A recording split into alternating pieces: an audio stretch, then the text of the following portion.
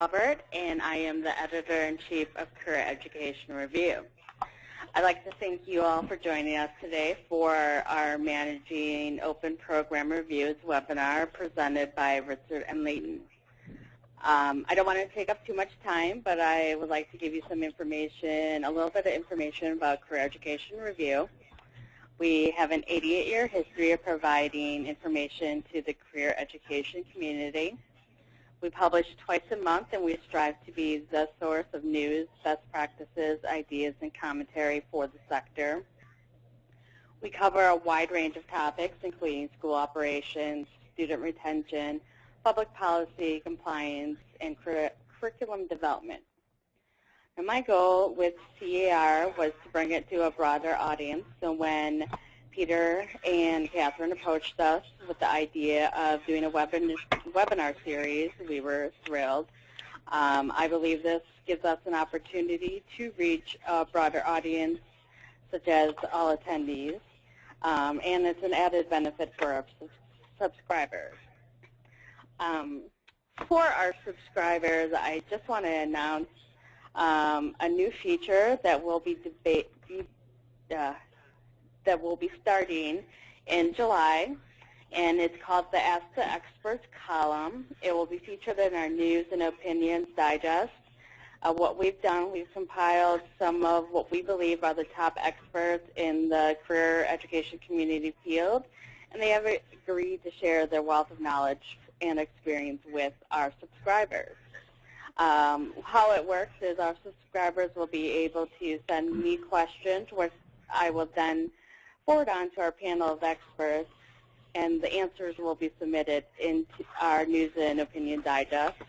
We're really excited about this new column, and if any of the subscribers on the call have questions about it, please feel free to contact me, or if you are interested in becoming a subscriber, please feel free to contact me also. Now, to answer a few questions before we start, we will be recording the webinar. It will be available on our website along with the PDF of the webinar. You'll receive an email tomorrow with this information. If you do have any technical issues during the webinar, please type them into the question box, and I will try to help solve those issues during the webinar. Also, we will be saving 10 to 15 minutes for questions at the end. So during the webinar, please feel free to type in your questions in the question box.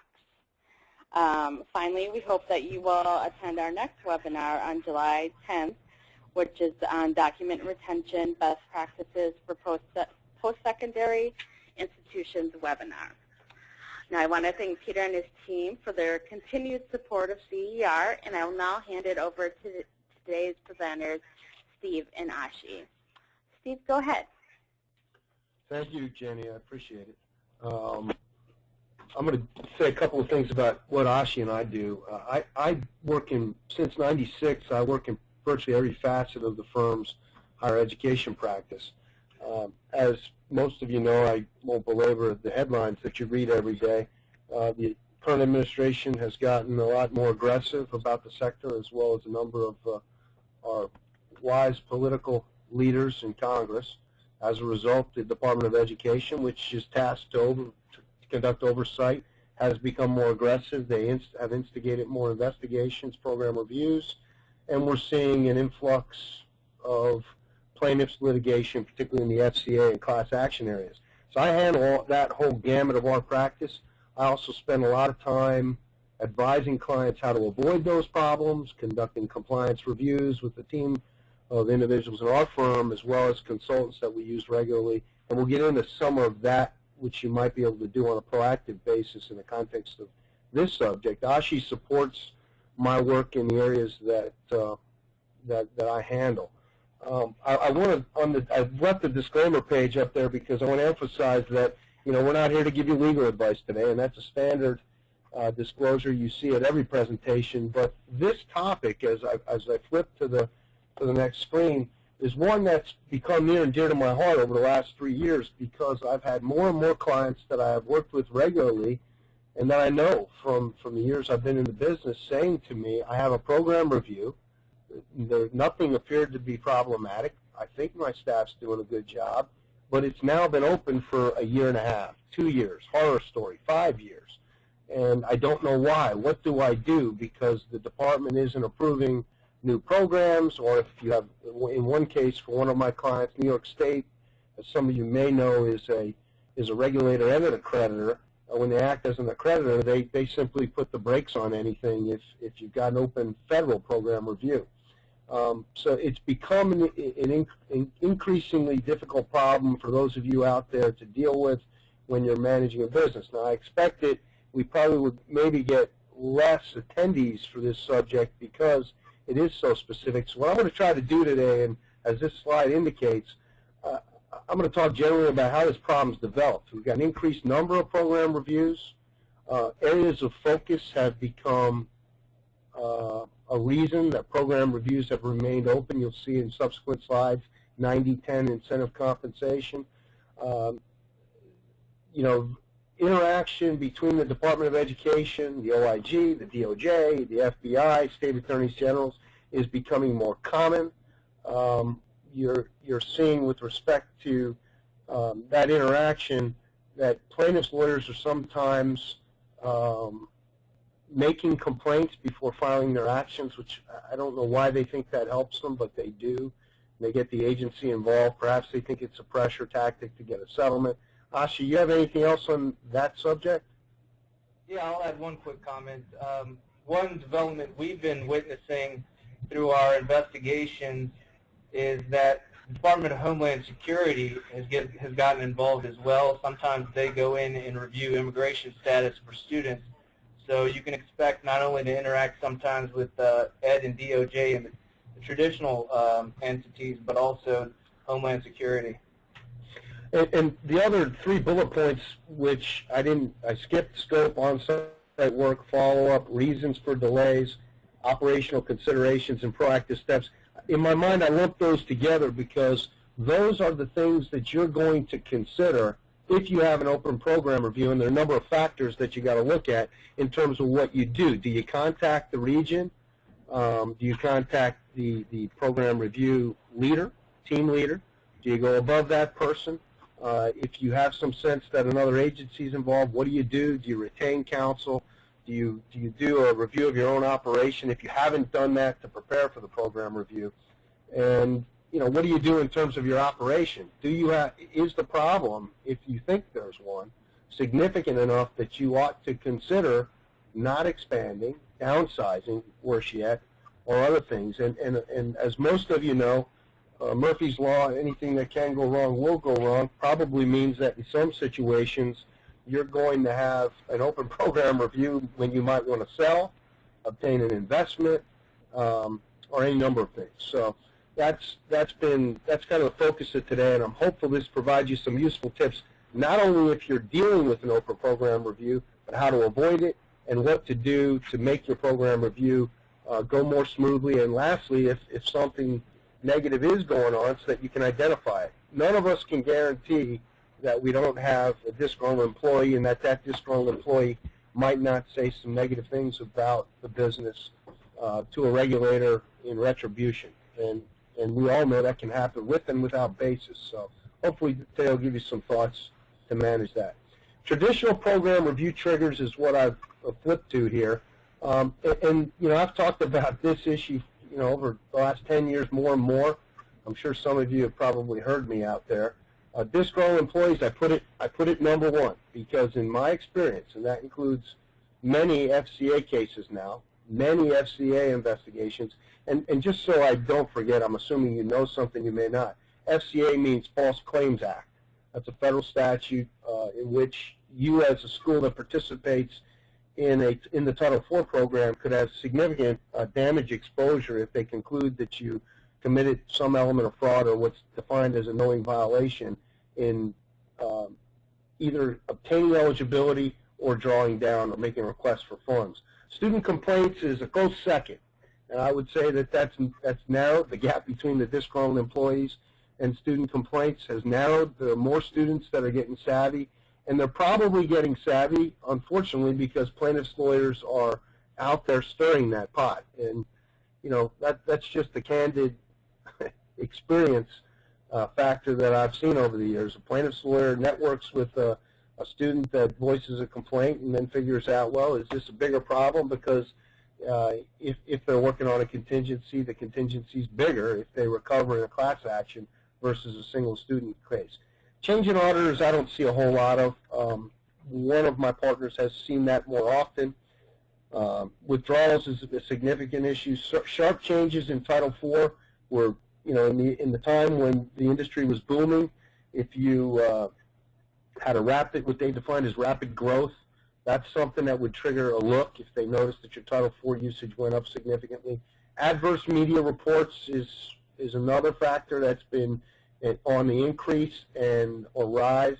And I think that in our experience, I have had investigations that were triggered by adverse media reports where media actually contacted the agency, and I think the agency, in the defense of the agency, which I don't say very often because I work against the department, if they get a report like that or a number of complaints, they almost have to investigate it to protect themselves, to show that they didn't simply ignore something.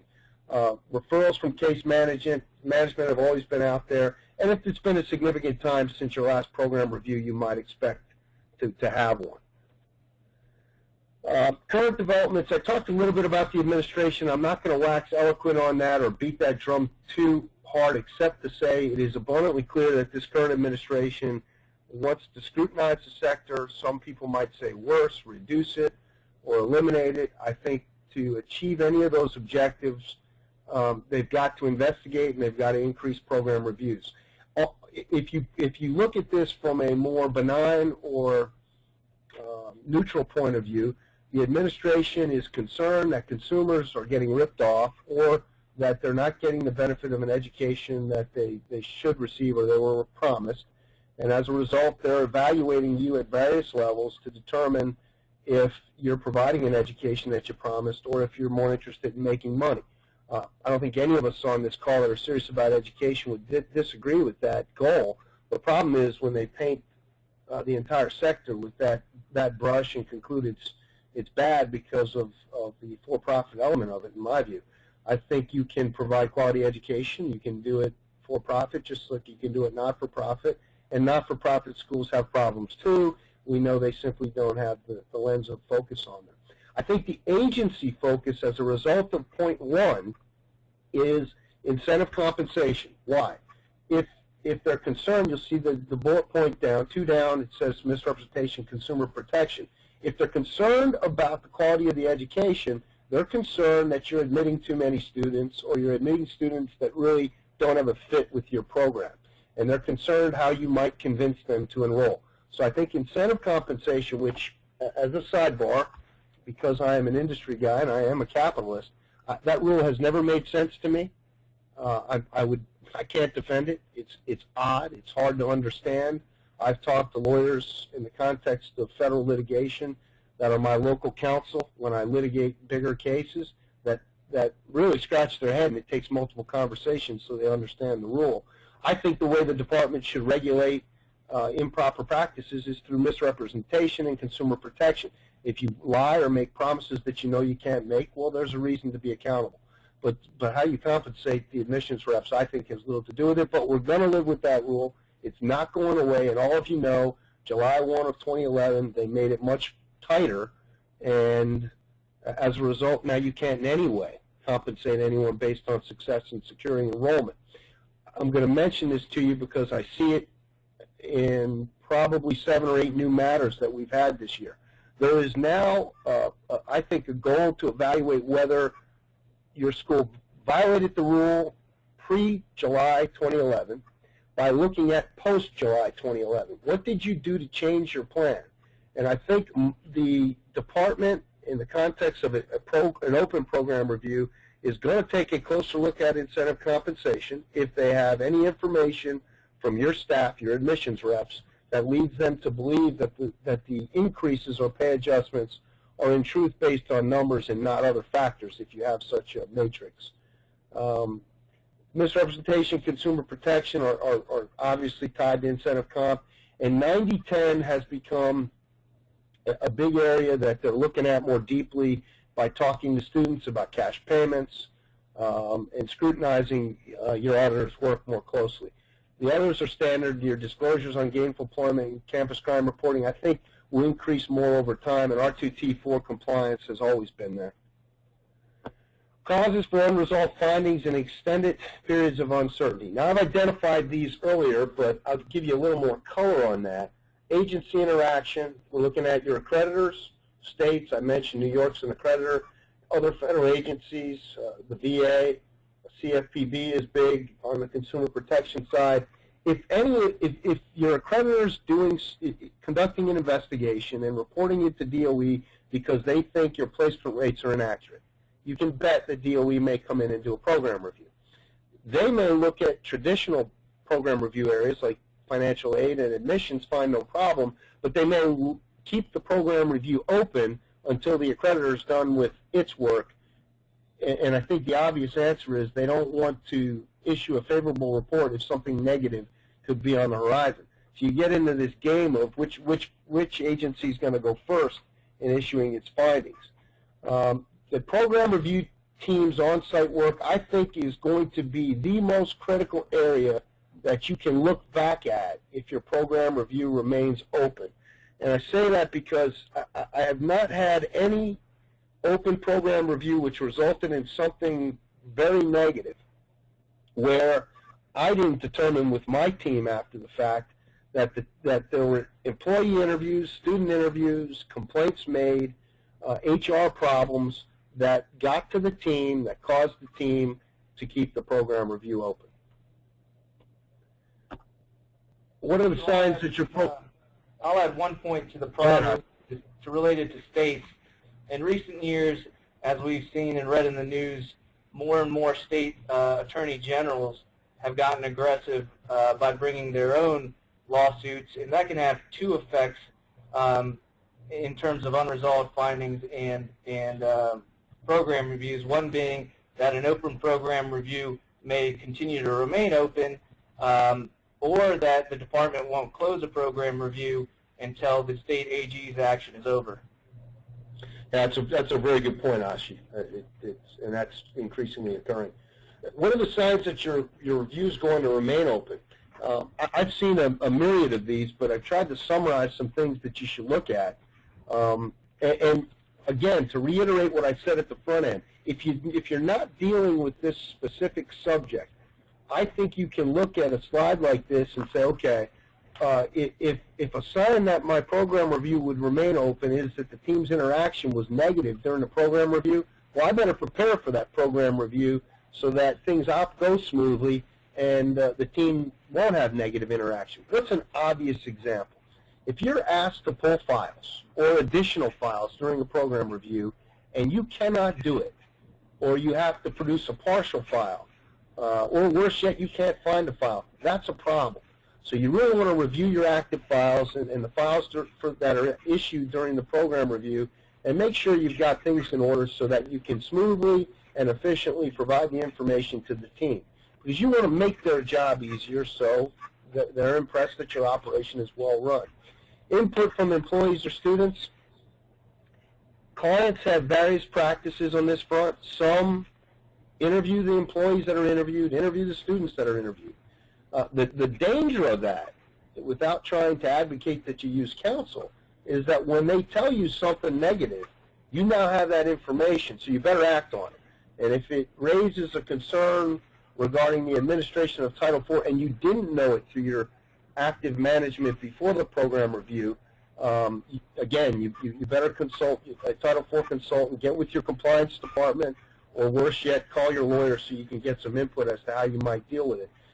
I have seen many cases where employees were not interviewed and students weren't interviewed by the school, but nonetheless they volunteered, and usually it's a disgruntled student that volunteers to an instructor. Yeah, I was interviewed by the Department of Education and I told the department that this, and this were going on at the school. It's common, it's happening in increasing numbers.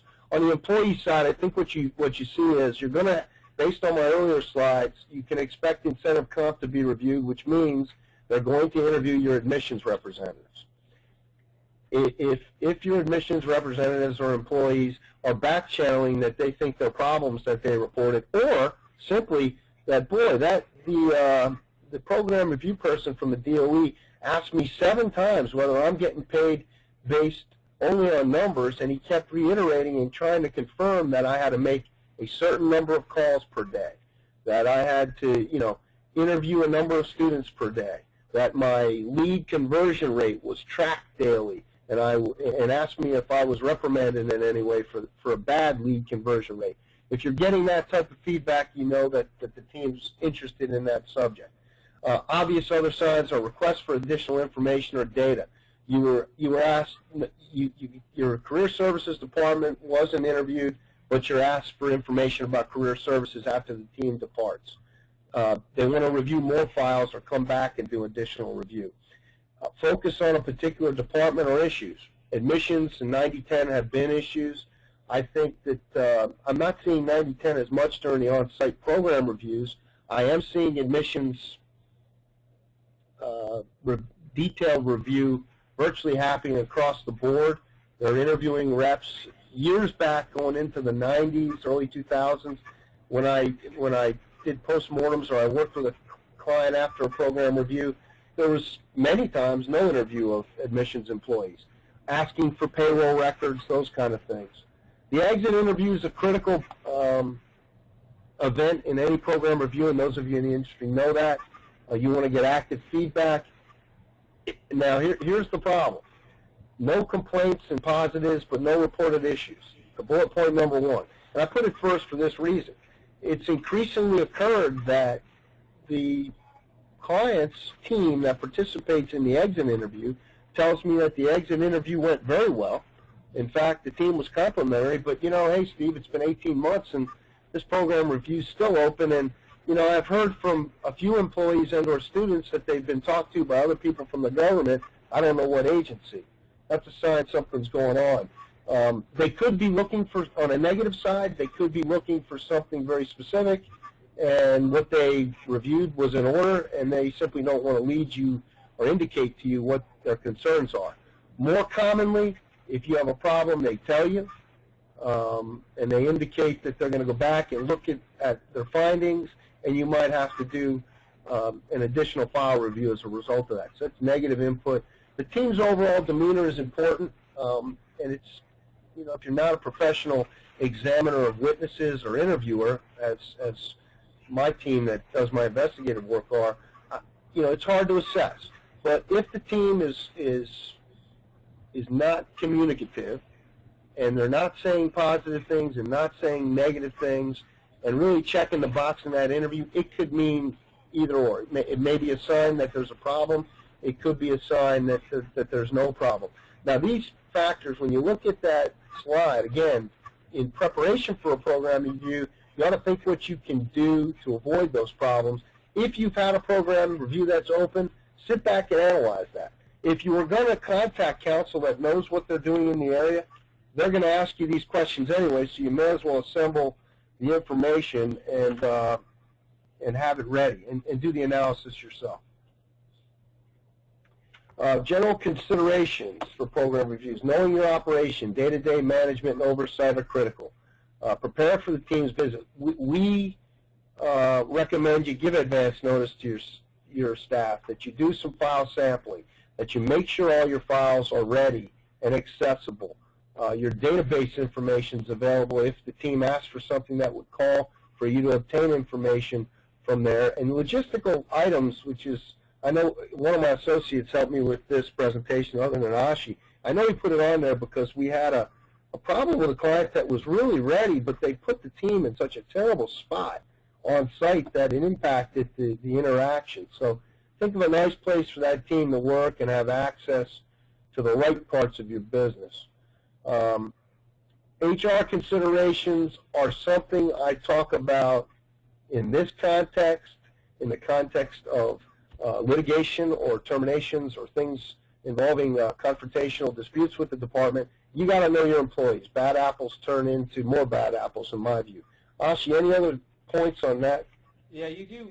We do have a slide later on about HR and employee behavior, but regarding general considerations for program review and what HR can do, I wouldn't limit it only to instances where you're in a program review for either HR or management to be proactive. HR and management can identify problems before program reviews, and even after you have program reviews, periodically, every so often, conducting random file reviews and test runs. Essentially running your own mock program review will save you trouble and headaches later on.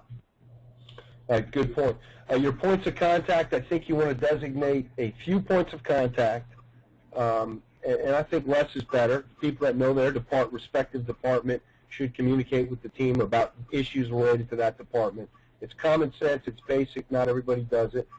You're responding to questions and inquiries. I think you should be careful about this, and I say that because truly, I'm not trying to manage what you say. You've got to tell the truth. It's an investigation.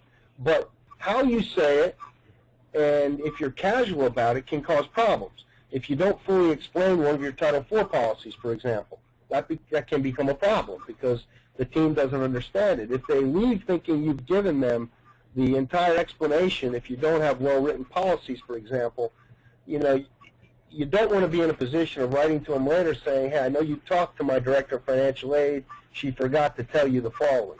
Again, preparation will avoid that problem. Use of consultants and counsel, it's something that clients do.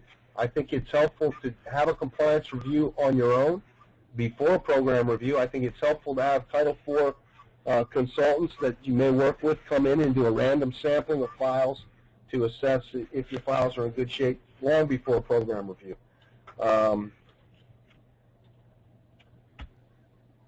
What is normal? How long? Why are program reviews open for a long time? And what is a long time? Our experience years ago, 6 months to a year, was somewhat normal. Multiple years may not be a problem, and delay is not always a determination. Now, what are the factors that relate to it? The team, the region and the program review team's workload is going to impact how quickly they can get your program review done. The number of investigations going on has increased. OIG's increased its effort. Again, we go back to agency interaction. OIG for the department and the region team may interact at some level on some of these investigations, and it could impact an open program review that's going on at the same time. The new normal for the department, I hate to tell you this, is probably multiple years. And we've had program reviews close with no findings that were open for 3.5 years with little interaction, and I've had the opposite, where my client has had reason to have me reach out to counsel for the department or the team and find out, why is this review open? How can we help you? Is there a problem? They're often not very forthcoming in that regard, and that may be justified if they think there's a problem, or if they're simply busy. But I think, getting some sense, going back a few slides, to how did things go during that program review, how well prepared were you, will give you some information in assessing whether being open means bad, so to speak. Specific factors or situations, area of on-site focus, we've covered that. No signs of trouble, just simply time delay, your exit interview results, employee behavior, HR considerations, and then the last and most foreboding of those factors on this slide is contact from the OIG, other agencies, or accreditation. If you have a program review and it remains open and you hear the OIGs interviewing people and they seem to be asking about the same issues that were the focus of the team visit, there's probably a nexus.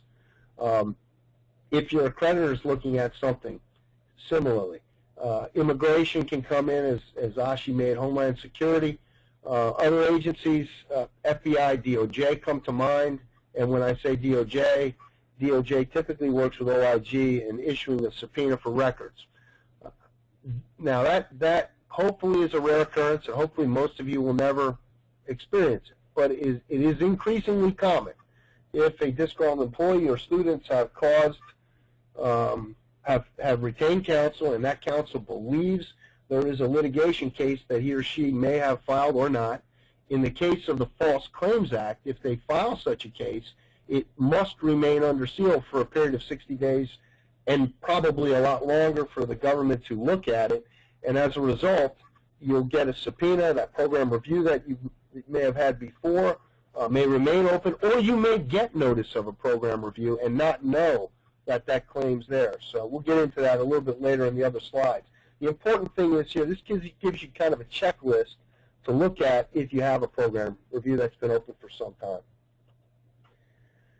Typical areas of team focus are admissions, financial aid, employee interviews, and student interviews.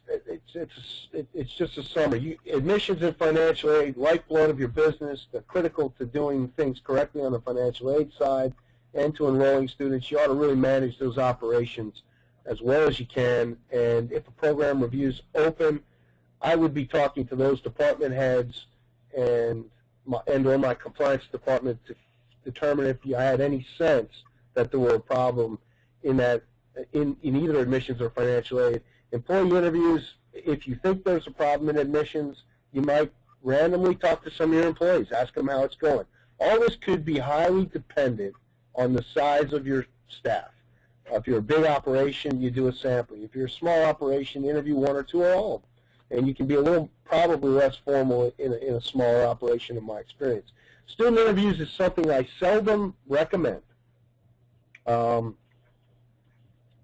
that you do to ask specific questions about regulatory compliance. However, I highly recommend doing student interviews to find out how things are going with them at the school. Your faculty should do that. Your director of education should do that. But there is no problem, and I don't think you can hurt yourself by having compliance or other management, perhaps even your campus director, do a random interview of a sampling of students in a particular area of study to see if there's any undercurrent going on. You should know what's going on in your business. I think it's critical to determining whether you might have a problem or if your program review is open, whether something is underlying that. Employee behavior, you can't overlook it. If you don't have an HR department, your departmental management team can help you, but you ought to be assessing whether there's any problems. Is an employee disgruntled? Is an employee threatening to quit or worse, threatening other action? Is your admissions department not performing, and are they hostile about their non-performance? Same thing on the financial aid side. Did you recently terminate anyone? Did somebody recently resign? And bad apples I mentioned or alluded to earlier, and employee interaction, the bad apples, employee interaction with other employees. Is there a group or clique of employees that interact together that you've noticed problems with in a particular department? That would lead you to focus on that department. Okay, forward action strategy options, and we're going to get into this a little bit in some hypotheticals at the end of the presentation, so I'll do it more in checklist form for now. These are obvious things that you should consider and think about, but before you do any of them, I think back to the other issues we've mentioned, team interaction, departmental issues, internal issues, before you decide whether you're going to pick the phone up and contact the team, whether you're going to email the team, whether you're going to write a letter, whether you'll follow up with supervisors of that program review team. Now, I recommend the last in very limited circumstances, and I've never recommended it to a client unless there was some indication of a particular problem with the team leader, which I've not heard very many times.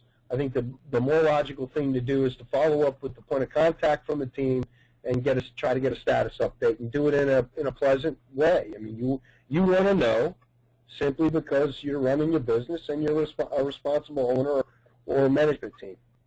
Engage counsel or a consultant. Excuse me.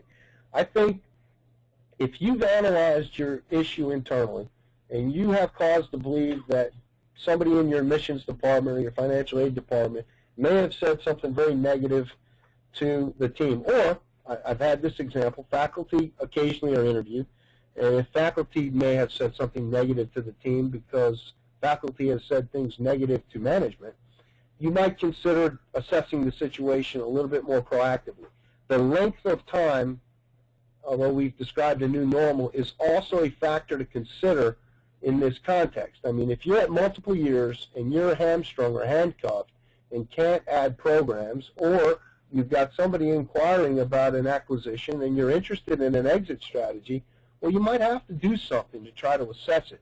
Sooner is better than later because it does take some time and some management to get information from the department's team and or its counsel.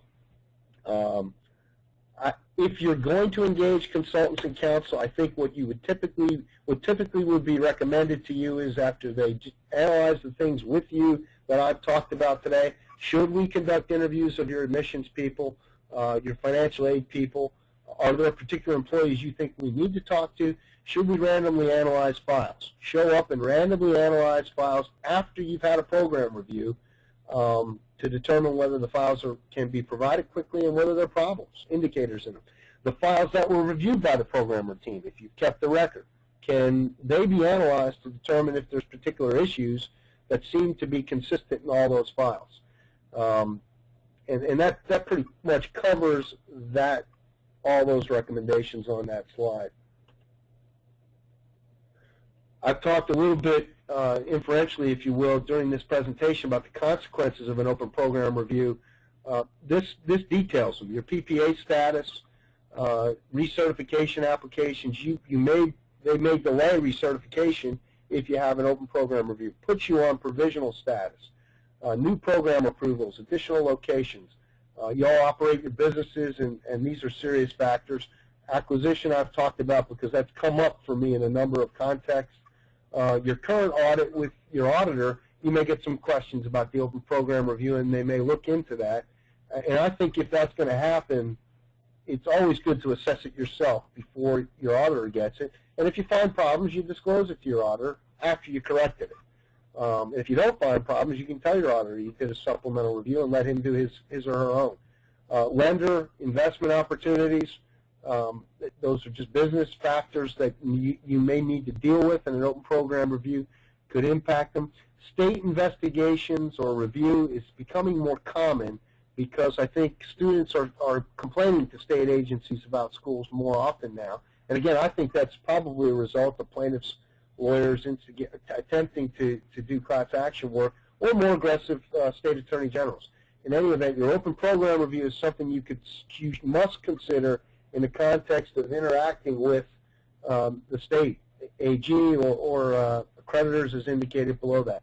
Letters of credit become an issue. And then finally, your payment status. Are you on advance payment? Are you worried you might be put on HCM 1 or HCM 2?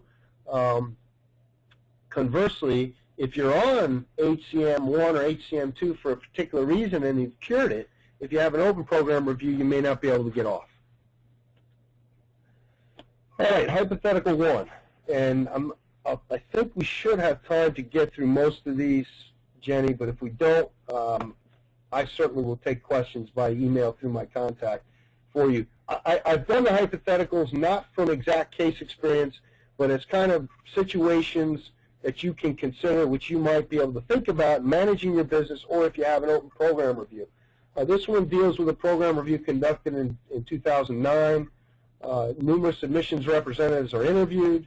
A team requests historical policies related to admissions, including compensation adjustments. The exit interview is brief, no problems. A year plus later, your program review is not resolved and you haven't heard anything. What are your initial considerations? How did the program review go? I'm going to say that in response to this one, and we're going to think about that in the context of all the other hypotheticals. You know that they focused on admissions from the facts above. One of the things you want to immediately look at is, did you change your compensation plan? Should you interview the employees that were interviewed from the admissions department, or should you retain counsel? And what are your needs to get that final program review determination? And that's pretty significant. The department is justifiably busy.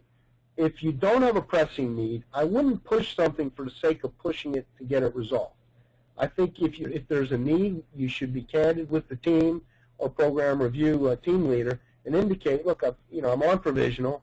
I have new programs. I've spent a lot of money evaluating them. I'm ready to go. There's a market need. What can I do to help you close that program review? And a lot of times they won't talk to you as an owner or management, and your counsel or your consultant may have relationships with them to try to at least discuss it and move it along.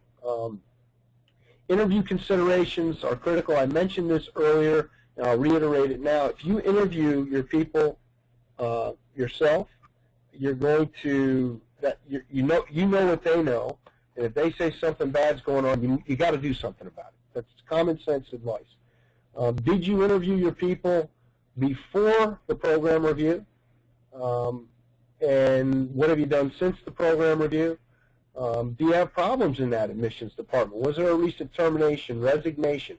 What's the overall environment like in your admissions department?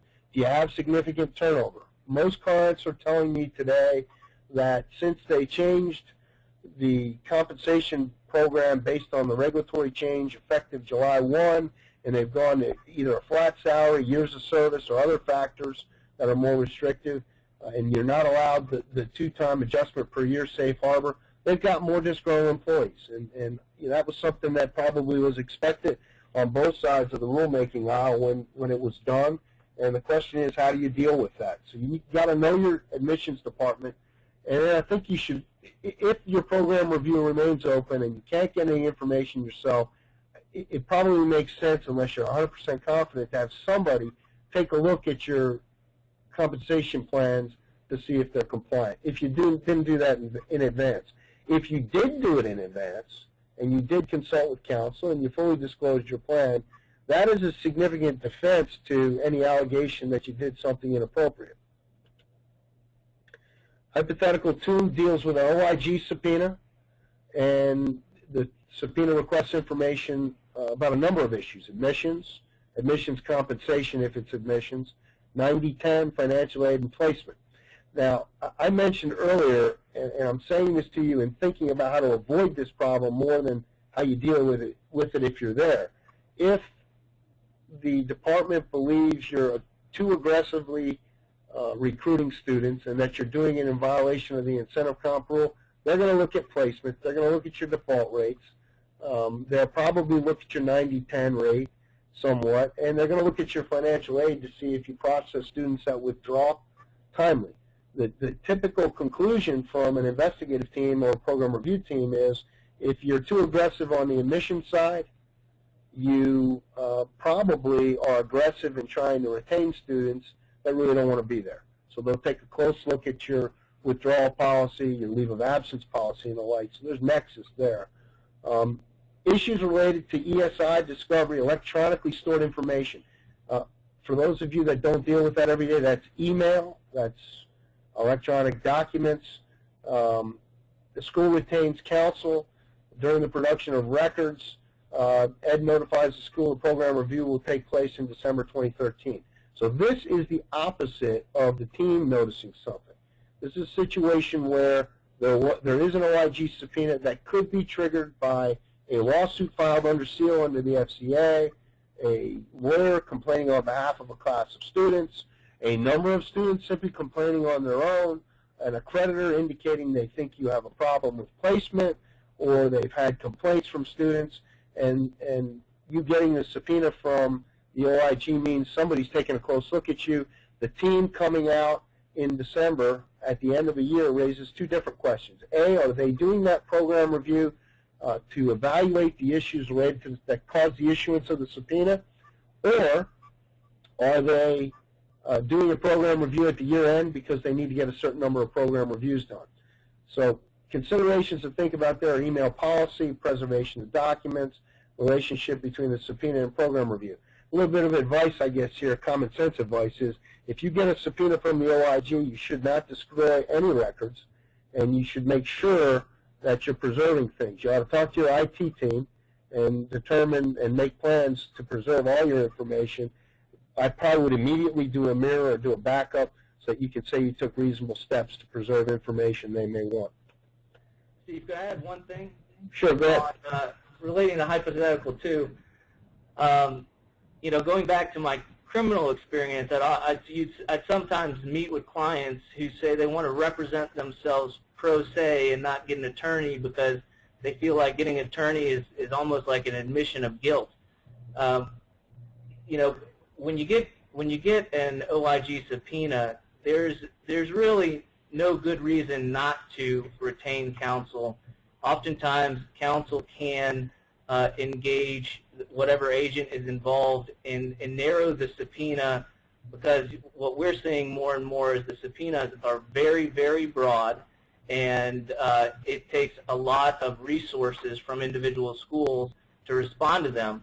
Before you start responding, one thing you can do is through counsel try to narrow the area so that it doesn't take up resources. That's good. That's a good point, Asya. That's good thinking on that, and I think well stated. Hypothetical 3, given the time limitations, I won't read it to you. You can read it yourself, and I try to do, when I do hypothetical situations live, I tend to ask people questions. I can't do that here. I think the thing to focus on here is the program review report issues. Ed demands the school recalculate all R2T4s for a wide period of time. The school believes Ed's mistaken. They've relied on a misreading of the regulation. I think the point of that slide is simply to tell you, you got this open program review. They're asking you to do something. There's a classic instance where you really want to make sure your financial aid team explains or determines whether there's merit. I would get a consultant involved in that situation and be able to respond specifically about the issues that they've raised proactively to try to avoid, what is a gargantuan task as outlined by that hypothetical. All right, number 4, first sentence indicates that you're adding an additional location, real-life situation for us, not the whole facts aren't, but you sign a lease, you're going to build out for that location, everything's going great, and then you have a program, but you had a program review, it's been open, and you can't get it closed, and you want to use the location because you signed the lease before the program review closed. The question is, what do you do in that situation? And Ed will withhold the approval because of an open program review unless they grant you an exception. It takes you back to, do you contact the team? I think at this point you should have contacted the team. I think you must contact the team and try to solicit information, and if verbal contact or informal contact doesn't get you anywhere, I think you've got to start writing, and I think you write when you're more confident that you don't have a problem. Hypothetical 5, program review 2013, minor issues. School resolves those before Ed even leaves the site, and they get compliments for cooperation and assistance, praise from the team leader. But complaints are made to a state regarding the school, and investigators are interviewing students and staff. Where the program review report issues, team includes 3 very serious findings, including staff misled the team about the issues. It said it fixed. It's now July 2014, over a year later, and the team will not respond to request to discuss the matter. This is a classic example of monitoring not only what occurred with the team, but what's going on with the state. And a classic example of where you really got to find out from your students and your staff if there are problems and what those problems are, and then assess what you might do. Do you have a problem to correct? If you have a problem to correct it. What does it take? And then indicate to both the state and to the team and region that you've corrected problems. I think the biggest criticism that I hear from the department representatives I work with is that schools often say they'll fix things in the future rather than fixing them. They make promises rather than taking action. So that's an example where you may want to take some action. Okay, the last hypothetical is close to a real-life case situation for me, in which there are 2 employees involved, and I'm going to summarize this so that you can ask me some questions. Two employees involved working in different departments that interact. The school determines that a new employee, an assistant admissions director, is not performing acceptably. Soon thereafter, by coincidence, we all know, that person complains about management and asserts the school engaged in illegal activity in admissions, financial aid, and other areas. Now, mind you, she worked only in admissions. The person may have no experience in financial aid or in other areas of the college, but she's telling you things are going wrong. When you get those communications at HR, through your department management, or you're simply your campus director or management team, When a new employee in one department is complaining about other departments, that's a classic sign that that employee is talking to people outside of her area of work, and the sign of a problem employee. I don't subscribe to the halo theory that the person's simply out there talking to people to do good and innocently very often. You terminate that employee, and then your director of education performance drops, and she makes similar complaints. You learn that the two of them interacted a lot while the new employee, the admissions director, was there. After a warning, that person resigns, stating in writing she cannot tolerate the illegal activity of the school. 6 months later, Ed appears for a surprise program review and conducts numerous employee and student interviews. The fact that you've had a surprise program review is significant because you could put 2 and 2 together pretty easily from this slide. When you have a surprise review, it's typically triggered by something: a report from another agency, a complaint that someone takes seriously, and I guess the most practical advice I can give you, or observation I can make, is hopefully you've managed your institution, record keeping, departmental checks and balances, and the like, so that you're prepared for such a review. If you've had 2 disgruntled employees making outlandish allegations or saying illegal activity has gone on, you should have done something, whether that's internal, without the advice of counsel, or through counsel to assess what's going on, and you should determine whether you have corrective action. That program review, if the program review in that hypothetical occurred because of simply the complaints, it may not remain open long. If it occurred because those employees got together and decided to file a whistleblower lawsuit of some type against you, you can bet that program review will remain open until that litigation is somehow resolved. The agency is often not going to issue its findings if they think something bad or uncertain is on the horizon, either with another agency or the Department of Justice or OIG. Jenny, that gets me to the conclusion of the presentation. I know I went over a little bit, but I've got some time for questions. Sure. Great. So we have a couple questions in, so let's just get started right away. The first question, and the shortest one, are on slide 4, you list the program review triggers. Are those in order of importance, or is that just a miscellaneous ordering? I adjusted this slide. I put disgruntled employees and student complaints at the top because those are the ones that I'm seeing the most of, and the ones that I believe cause program reviews and probably cause program reviews to remain open. The other thing about the first 2, Steve, particularly the first one, is going back to the point you just made, is that may be a sign of larger things looming, including a False Claims Act action. Yeah, and I think, Jenny, that's a good point Ashi makes, because I think in today's environment, disgruntled employees and student complaints can result in litigation, which is expensive, time-consuming, and threatens your business substantially. Okay, great. Thank you. So second question, we are about to have a program review. Our auditor told us that student payments could not appear on the ledger if they were part of 9010, where we took 50% of the note for the 10 prior to 2012. Is it going to be a concern if I supply them with a ledger that has student payments on it?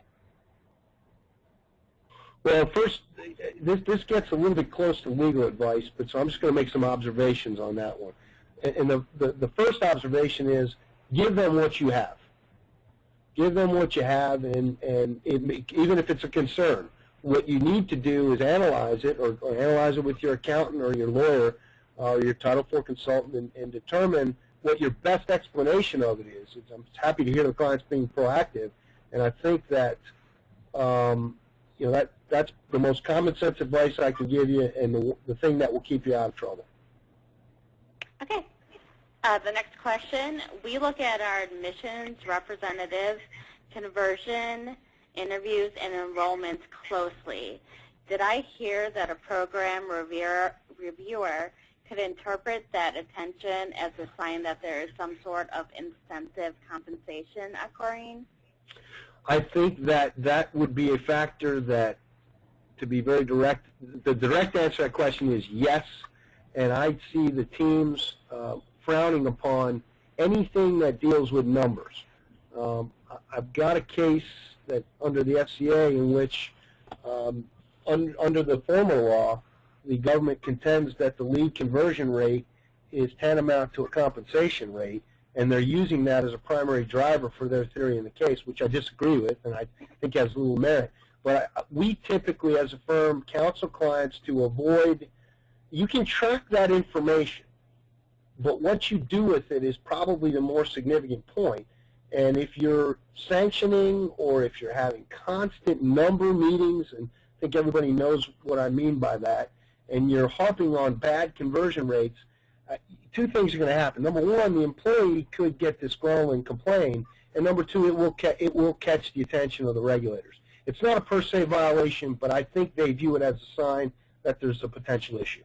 So your policy and how you compensate for the questioner is going to dictate whether you're okay or not. Good. Okay, next question. Should a school try to contact ED if the school has not received a response in several years? No issue with accreditation, state, or OIG? If the school has, if there's no need to close the program review, the short answer is I would do nothing. If you're up for recertification, if you want new programs and that open program review is delaying those things, I'd reach out. But before I reached out, going back to our presentation, I would do some assessment of how that program review went. I'd also take a look, if you don't have a consultant or lawyer that's taking a look at your operation for you, I'd take a look at your audit findings, see how clean they are, and if they all look pretty good, I'd probably reach out and just kind of say, hey, what's going on? Can this be closed? All right, just a couple more questions. Next, as delays in closing program reviews becomes more common, have there been any attempts of recourse, especially when these delays harm the operations or growth of a school? The answer is none that I'm aware of. The department is your regulator. I think it's reasonable for you to follow up and ask them to be diligent and to get their work done. I think they're trying. I think they are overloaded.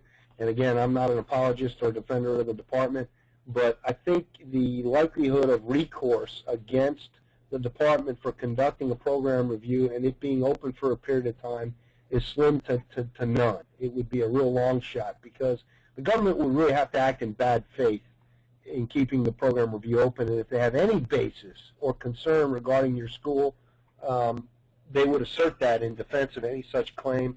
And let me leave this one by saying it is tough to sue the government for money. Good point. Just two more questions then. When ED requests placement data during a program review, and you know they are calling employers, can you discuss your thoughts about what the school should do, if anything? Let me just make sure I understand that right. The question is if Ed is contacting employers about placement numbers? It says when ED requests placement data during a program review, and you know they are calling employers, can you discuss your thoughts about what the school should do, if anything? Well, if you don't sample yourself, and that's something that I recommend, and I don't, I think my competitors probably do the same work we do. When we do compliance reviews, placement has become an absolute standard part of that as a proactive measure to give a client some assessment of their compliance performance. We would reach out and contact employers through my investigative team and see what the employers say. Now, if you're networking closely with your employer base and you've got a good relationship, there's nothing wrong with telling them that Ed may be contacted. They're doing a program review. We've given them information, and that you may get a phone call about it. And I'm just giving you a heads up as a courtesy because you're kind enough to work with us and taking our students, and we want to continue to place students. I think you ought to also take a look, if that's going on, at your paperwork and assess whether you've had any complaints from students about placement. Are you doing a good job in that department is probably the more common sense general point I can make. If your department is doing a good job, you're proactive, and you're keeping paperwork, if you haven't done some assessment yourself as to the accuracy of it, you might want to do that. But I don't think there's much you can do. You can't stop them from doing it. So it's a reality you're going to live with. Your accreditor may be doing the same thing, for that matter. All right, and then one final question. Do you offer consulting services in addition to legal services? Yes, but we do it. We do it through a team approach. We provide some oversight to consultants that do on-site work and assess your people. And we try to tailor it to your operation. Do you have one location? Are you small? Are you a big operation with multiple locations? Do you have concerns about a particular one? We try to do that through our law firm because it's privileged, not to hide it. Not to hide it, and I want to emphasize this as I close this presentation because I know it will be recorded. And this has been misinterpreted in other presentations, not that I've done, but others have done and I've heard it. I'm not suggesting that we can come in there and analyze your operation and obscure fraud. But I can tell you this, if we do identify things, we can give you a recommendation to correct it, and I think that's what you should use professionals for. And the concern that I have, and one of the reasons that sometimes you want a lawyer involved, is that you get half the story from an employee. If you interview one admissions rep who is really disgruntled, they may say certain things are going on that simply have no basis when you're done doing your complete work, talking to management, talking to other reps, and looking at the actual numbers. So yeah, the answer is yes, and we work with various consultants depending on what the nature of the problem is. And I'm not advocating that everybody use counsel. It's one way to go. I think using consultants or developing an internal team to assess your business is another option. And I guess the last thing I will say as you're about to close this presentation is being proactive can never hurt you. Perfect. Well, I want to thank everyone for joining us today and asking your great questions. Again, we'll have our next webinar on July 10th, and we'll send you an email about that. If you do have any other questions for me or Steve or Ashi, please feel free to send them to me, and I will get them to Steve and Ashi. And then I just want to thank you both for taking the time today to talk with all of us. Well, thank you, and thank the audience. Thanks to the audience for listening in, and I think we can all do a better job together to make sure that we protect the industry. Perfect. Thank you. Bye-bye. Bye-bye.